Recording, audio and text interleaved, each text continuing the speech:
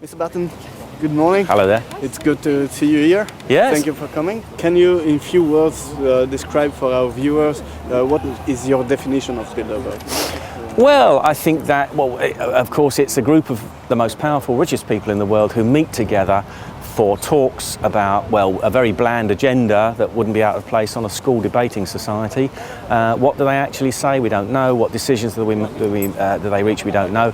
And the biggest problem is the fact that the media have conspired not to report on this for the last 59 years. And this is the first time that I know of that there's going to be any serious media coverage. Will it be serious media coverage? We'll have to wait and see.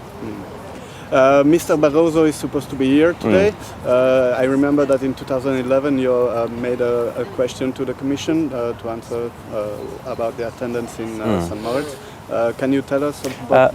I think I got a very kind of catch-all answer that yes, they come, there's nothing to worry about, and I can't remember quite now what they said about who paid for it. I think it was done out of official funds. But of course, what's more important to me is I actually wrote to George Osborne when he went to the one, I think it was in 2011, didn't get a reply at all. I asked him, on what basis he came or who paid for it. I did a similar thing to Peter Mandelson. I never got a reply. The only person who's had the courtesy to respond was Kenneth Clark, who said that there's nothing to worry about. It's just a lot of nice people discussing the future of the world over a cup of tea, and it's all very nice. Well, I find it very difficult to believe that the most powerful people in the world, given the demands on their time, would actually give up 2 or 3 days of their time to talk about things that weren't important and didn't have an outcome. Would they really do that? Especially some of these people pop up year after year. I mean, interestingly, Ed Balls, I find, who's going to be here today according to the guest list, has also been to several of these conferences now. And George Osborne's here. Now, if George Osborne and Ed Balls had a cup of tea in the House of Commons tea room and had a natter and were observed doing it, it would be front page news. What on earth are they talking about, And it would be a big story in the press. But they turn up with 130 other people and it's not news. It's incredible, isn't it? Although it is news now because it was in the London Evening Standard yesterday. I believe the Daily Mail has written something about it. So they have to have some kind of managed PR response now, and it'd be interesting to see how that develops. And you're a European Member of Parliament. What is the impression of your colleagues inside the Parliament? Are there a lot that are interested in No, I think there's been 1 or 2 who've actually voiced this in the past. I've made a couple of little speeches on it, really just drawing attention to it and asking what it's all about.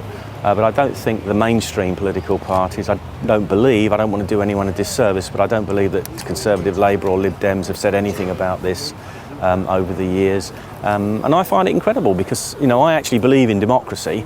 I think that we ought to know what the people who govern our world are very, very influential when it comes to banks and businesses, what they're actually talking about and what decisions they make. And I think that we live in a world where, especially in this country, and I suppose in the rest of the world, Western world as well, where many of the decisions that government make are deeply unpopular with their own people. And we're constantly scratching our heads and wondering why governments do these things, which nobody seems to want. And also the opposition parties are also in agreement with many of these things. So that's why my party's done so well, because we're out of the mainstream and we're actually, whether you agree with us or not, we're saying things that a lot of people want and think. And it's why we're surging ahead in the polls and in the elections. But why is it that we get all of these policies that nobody wants? And I as a politician think, well, why doesn't the Labour Party or the Conservative Party actually say, well, the EU's a mess, let's get out of it. We have to control mass immigration. Why are we giving all this money to the banks when they've ruined the economy? Should we have another strategy to deal with the economic crisis? I'm asking those questions. I'm interested in those questions, and I think British people and people of Western Europe want to know, and America want to know why these things are not being done, which they would vote for given the choice. And I think perhaps this kind of meeting has something to do with that. Because decisions are being reached elsewhere but are being imposed upon people. And I think one of the reasons for the success of parties like mine is because people now think that politics is something that's done to them and not something that's done for them. Just a last question. If you had the opportunity to address the Bilderberg, what would you tell them? What would I tell them? I think I'd say, what is it that you think you can achieve in secrecy that you couldn't achieve in the open?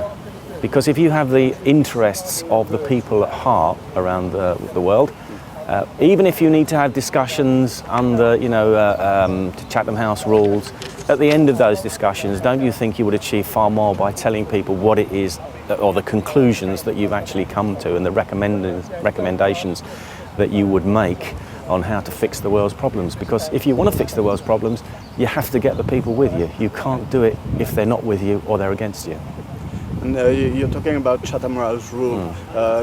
Is there a link between Bilderberg and Chatham House? Well, I mean, they are rules which say basically, and I've got some sympathy with this point of view. If you want to get people in politics or business in a discussion, they have to be able to talk freely, to say what they really think is wrong, what they really think the situation, and discuss things, in an open way, but are not going to be misrepresented later on, which is what the press love to do, to focus on something that somebody said out of context. And so that's different. That's a discussion where you can say what you want and without fear of it coming back and being used against you in an out of context way.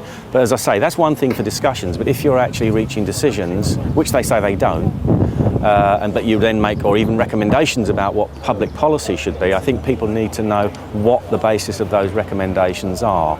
And of course, they say they don't reach any decisions, but why are these people going to meet for 3 days? George Osborne, Chancellor of the Exchequer, been here several times, probably about one of the most busiest men in the country, I should think. He's got time to give up 2 or 3 days if it doesn't mean anything. Sorry, I don't buy that. Mr. Batten, thank you very much. Thank you.